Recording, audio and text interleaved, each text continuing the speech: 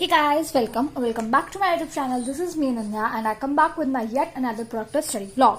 So basically this vlog is going to be my second day 23 days challenge. First of all, I'm very sorry that I did not upload my video regularly because there is a reason behind it, and that reason I'm just telling you in the end of the video. So please watch the video till the end. And yeah, this is my schedule for today. Today I have to do mineral, circle, पद परिचय writing section, control and coordination, a letter to God and a footprint without fields. So here I am now starting with the chapter mineral. So let's get started. So yes, here I was doing this chapter mineral and energy and resources. At first I thought this chapter is of moderate difficulty for me, but after doing this chapter my assumption about this chapter has been changed. I just thought that why I shouldn't do this chapter because this chapter is so much easy. But पता क्या हुआ था, मैंने जब इस chapter को मतलब शुरुआत में करा था, मतलब firstly when I just do this chapter I just see the one shot. मैंने इसकी वन शॉट भी देखी, मैंने इसको सारी इंपॉर्टेंट मार्केट्स भी करी इस चैप्टर में. बट फिर भी मैंने जब इसके नोट्स नहीं मैं बना पाई, और जब मैंने इसके नोट्स नहीं बनाए तो इस वजह से मेरे को ये चैप्टर हार्ड लग रहा था और मैंने इसको नहीं करा. But after giving my pre-board 1 and pre-board 2, I got to knew this chapter is also important, and you will definitely get 1 or 2 MCQ from this and 1 5 marker from this. And I think after I have seen a lot of video of saying that this much that only come from this chapter, तो इसलिए मैं सबसे पहले यहाँ पे अपने notes prepare कर रही हूँ इस चैप्टर के. मतलब ट्रिप्स नोट्स होंगे ये, सिर्फ कि ऐसे नोट्स होंगे. अगर आपको एनसीईआरटी नहीं पढ़नी है, आपका मन नहीं है, तो बस ये नोट्स पढ़ लो, आपको चैप्टर की नॉलेज हो जाएगी. तो फिर आपको मतलब कोई डिफिकल्टी नहीं आएगी, आप बोर्ड में लिख सकते हो. तो यहाँ पे मैं यही कर रही हूँ. सारे इंपॉर्टेंट जैसे मुझे लगता है कि ये क्वेश्चन इंपॉर्टेंट है वो क्वेश्चन लिख दूंगी मैं, और उसके बाद पेज नंबर लिख दूंगी. मैं ज्योग्राफी मोस्टली ऐसे ही करती हूँ क्योंकि ज्योग्राफी में आपको सिर्फ क्रैम करना होता है, और क्रैमिंग के लिए आपको ज़्यादा कॉन्सेप्ट्स नहीं समझने पड़ते. तो इसलिए मैं ऐसे ही करती हूँ, क्वेश्चन के फॉर्म में अपने चैप्टर को पूरा याद करती हूँ. एंड या ये मेरी टिप नंबर 1 थी.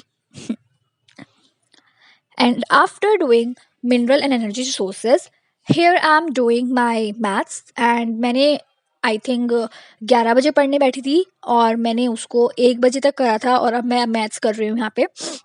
एंड मैथ्स में मैं सर्कल वाला चैप्टर कर रही हूँ. मेरे को सर्कल करना था.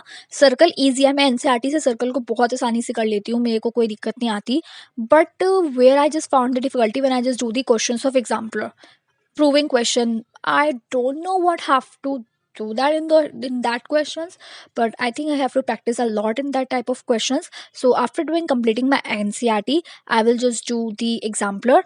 And yeah, here I will doing the exampler questions. First MCQs तो easy थे, जिसमें आपको एंगल्स वगैरह फाइंड आउट करने होते हैं, तो वो इजी थे, वो मैंने कर लिए थे. But I got the problem in proving section, तो इसलिए मेरे को प्रूव करने में थोड़ी प्रॉब्लम हो जाती है, पर मैं उसकी भी प्रैक्टिस करूँगी. और मैं उनको कहना चाहूँगी जिनके पास कोई बुक नहीं है, वो सिर्फ एनसीईआरटी पे रिवाइवल करते हैं, वो बहुत अच्छे हैं. आप एनसीईआरटी ही करें क्योंकि most of the questions NCERT से ही आते हैं. आपको मिलता जुलता क्वेश्चन दिख जाएगा एनसीईआरटी से, बट फिर भी अगर आपको लगता है आपको बुक परचेज नहीं करनी है, so what you can do is आप उस चैप्टर के 20 मोस्ट इंपॉर्टेंट क्वेश्चंस यूट्यूब से देख सकते हो ना. मतलब आपको क्वेश्चन ही तो प्रैक्टिस करने हैं, आपको सामने टीचर भी समझाने वाला मिल रहा है जो आपके साथ सॉल्यूशन करेगा, आपको खुद करके देखना है, आपको क्वेश्चन भी, आपका इंटरेस्ट भी बनेगा. सबसे बड़ी बात, आप बुक से पढ़ते हो ना, आपका इंटरेस्ट नहीं बन पाता, आप डिस्ट्रैक्ट हो जाते हो बहुत ईजिली. बट अगर आपके साथ आपको पढ़ा रहा है अच्छे से, मतलब लाइव क्लासेस चल रही है, आप वहाँ से क्वेश्चन कर रहे हो, तो वो ईजी भी रहेगा. तो इससे आपके ये सेकेंड टिप थी मेरी आज की, देख सकते हो अगर आप नहीं बुक परचेज करना चाहते. And after doing the maths, almost I think मैंने मैथ्स को 2 आवर्स के लिए ही करा था. अगर 1 o'clock पढ़ने बैठी थी तो मैंने 4 o'clock 3 o'clock तक कर लिया था मैथ को अपने. और अब मैं यहाँ पर कर रही हूँ इंग्लिश में मेरे को करनी है आज letter to God and the footprint without feet. This both chapter are so easy that I didn't found any difficulty in this chapter. Letter to God तो ऐसा चैप्टर है, तो स्टार्टिंग सब में पढ़ा ही पड़ा है, तो ये तो सबको स्टोरीज की ऐसी होगी, सबको याद होगा. But the point is that आपको चैप्टर पता है, आपको सब पता है, बट कहाँ अटकते हैं हम इंग्लिश में, आंसर राइटिंग में. तो साथ साथ में मैं इसकी आंसर राइटिंग की भी प्रैक्टिस कर रही हूँ, और साथ साथ में इंपॉर्टेंट मैं आपको एक टिप देती हूँ, टिप नंबर 3 फॉर इंग्लिश पता आप कैसे करो. चैप्टर की समरी आपको पता है, आपको सब पता है कैसे करना है, but you have to do ना. आपको क्या करना है, जब आप समरी पढ़ रहे हो या फिर कोई क्वेश्चन देख रहे हो, आपको ना उसकी इंपॉर्टेंट लाइंस को मार्क करते जाना है, जिससे जो आप जब आंसर लिख रहे हो तो आप उसको एनहेंस कर पाओ अपनी आंसर राइटिंग को. तो ये एक अच्छी टिप है, आप भी इसको फॉलो कर सकते हो. So after doing English here I was doing Hindi. और हिंदी में मेरे को करना है आज पद परिचय। पद परिचय ग्रामर का मोस्ट डिफ़िकल्ट टॉपिक मेरे को लगता है। एंड मैंने इसको ध्यान से पढ़ा भी नहीं है, इसलिए डिफ़िकल्ट लगता है, तो इसलिए मैं भी यहाँ पे इसको कर रही हूँ। और मैं यहाँ पे एक वीडियो लेक्चर ले रही थी, क्योंकि हिंदी तो मतलब कोई ट्यूशन वगैरह तो कुछ जाता ही नहीं है, इसलिए मैं यूट्यूब से पढ़ रही थी। और यूट्यूब में समझा भी देता है, अच्छे से समझाते हैं। तो मैं वही पद परिचय कर रही थी और ये ईजी था, मतलब ज़्यादा हार्ड नहीं था। अब मेरे को ईज़ी लग रहा था, मतलब जब मैंने इसको समझ लिया ना अच्छे से, तो जब मेरे को ईज़ी लग रहा था। और मैं पहले सोच रही थी यार मैं क्यों छोड़ के जा रही थी ये चैप्टर प्री प्री बोर्ड में। तो ये होता है, अगर आपके प्री बोर्ड्स बुरे गए हैं तो प्लीज़ उससे आप डिमोटिवेट मत होइए। अपनी गलतियों को देखिए कि आपने कहाँ गलती करी है, एंड देन रियलाइज़ करने के बाद आप उन्हीं गलतियों पर फोकस करिए। ये बहुत अच्छा होता है।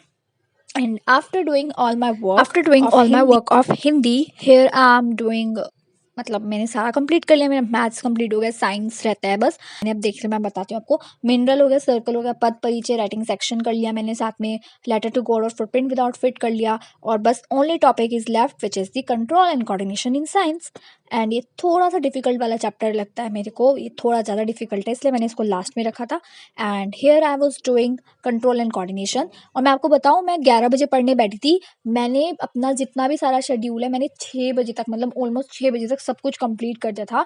तो मैं अगर लगाऊँ तो ओनली 7 आवर्स में, मतलब मैं पूरा 7 घंटे लगातार बैठ के पढ़ी हूँ, जिस वजह से मैंने अपना सारा शेड्यूल बिल्कुल कंप्लीट करा है। और कुछ दिन से ऐसा हो रहा था कि नहीं हो पा रहा था। मैं आपको उसका रीज़न बताती हूँ क्या है। मेरी है मौसी की 25th एनिवर्सरी, जिस वजह से मैं बहुत बिजी चल रही हूँ। मतलब डांस प्रैक्टिस वगैरह होना है, मतलब फंक्शन है तो पता ही होता है आपको घर पे क्या होता है। तो उस वजह से मैं थोड़ा बिजी चल रही थी और मेरी पढ़ाई भी नहीं हो पा रही थी। बट आज मेरे को बहुत ज़्यादा अच्छा लग रहा है, क्योंकि मैंने अपना अपना सारा शेड्यूल आज का कंप्लीट करा है। मैंने कोई भी बैकलॉग्स नहीं रखे हैं। सो या it is good. So yes guys, this is the end of my video, and if you get little bit of motivate from this video and get you like this video, so don't forget to subscribe my channel, like this video and share with your friends and families. I will meet you in my another vlog. Bye bye.